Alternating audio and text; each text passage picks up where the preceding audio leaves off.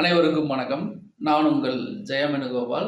நாம இன்னைக்கு பார்க்கக்கூடிய தலைப்பு, ஒரு ஜாதகத்துல திரிகோணங்களும், கேந்திரங்களும் எப்படி இருக்க வேண்டும் அப்படிங்கிறத பத்தி பார்க்கலாம். கேந்திரம், திரிகோணம் அப்படிங்கிறது ஒரு ஜாதகத்துல அடிப்படையில மிக மிக அற்புதமான விஷயங்கள். திரிகோணம் அப்படிங்கிறது 1, 5, 9 இந்த 3 பாவங்களும் திரிகோணங்கள் எனப்படும். 1, 4, 7, 10 இந்த 4 ஸ்தானங்களும் கேந்திர ஸ்தானங்கள் என்று அழைக்கப்படும். ஒரு ஜாதகத்துல திரிகோணத்திலையும் கிரகம் இருக்கணும், கேந்திரத்திலையும் கிரகம் இருக்கணும்.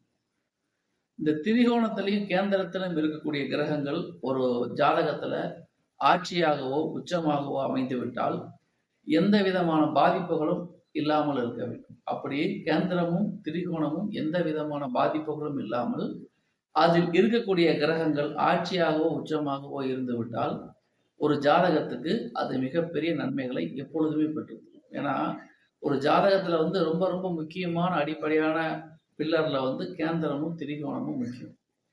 கேந்திரத்திலும் திரிகோணத்திலும் கிரகங்கள் இருந்து அந்த கிரகங்கள் எந்த வகையிலும் பாதிக்கப்படாமல் இருந்தால் அந்த ஜாதகருக்கு அந்த தசாபுத்திகளில் மிகப்பெரிய உயர்வுகளை பெற்றுத்தரும் அப்படிங்கிறதுல சந்தேகம் வேணும்.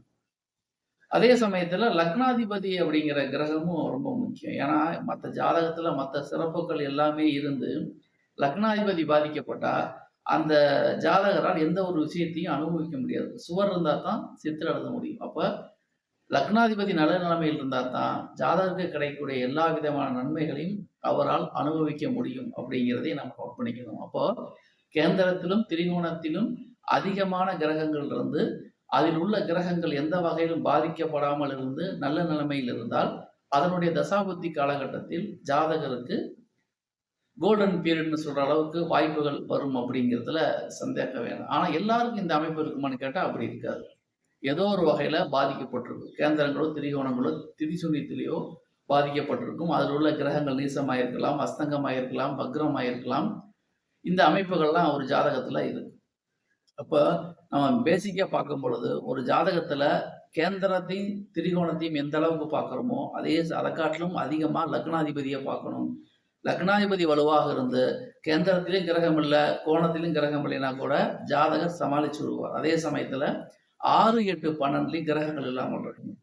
ஒரு ஜாதகத்துல 6, 8, 12 கிரகங்கள் இல்லாமலே இருந்து கேந்திரத்திலும் திரிகோணத்திலும் அதிகமான கிரகங்கள் இருந்து நல்ல நிலையில் பாதிக்கப்படாமல் இருந்தால் நிச்சயமா அந்த ஜாதகம் சூப்பரான ஜாதகம். காரணம் என்னன்னு கேட்டா 6, 8, 12 இடத்துல ஒரு கிரகம் இருந்து அந்த கிரகத்தின் தசாபுத்தி நடந்தா அது ஜாதகருக்கு பாதகத்தை தரும், ஒரு நன்மைக்கு புறமான பலன்களை தரும், ஒரு வலி வேதனையை தரும் அப்படின்னு நம்ம சொல்லலாம்.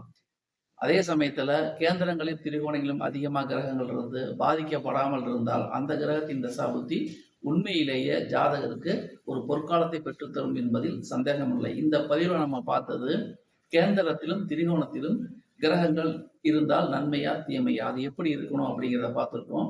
இவை முழுக்க முழுக்க பொதுவான தகவல் தான். தனிப்பட்ட ஜாதகத்தை பொறுத்து அதில் உள்ள கிரக அமைவுகளை பொறுத்து பலன்கள் வேறுபடும் அப்படிங்கிற அடிப்படை உண்மைகளை நாம் மறந்துவிடக்கூடாது. பொதுவான தகவல் என்பது வேறு, தனிப்பட்ட ஜாதக பலன் என்பது வேறு.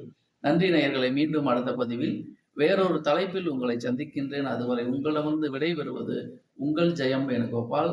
நன்றி, வணக்கம்.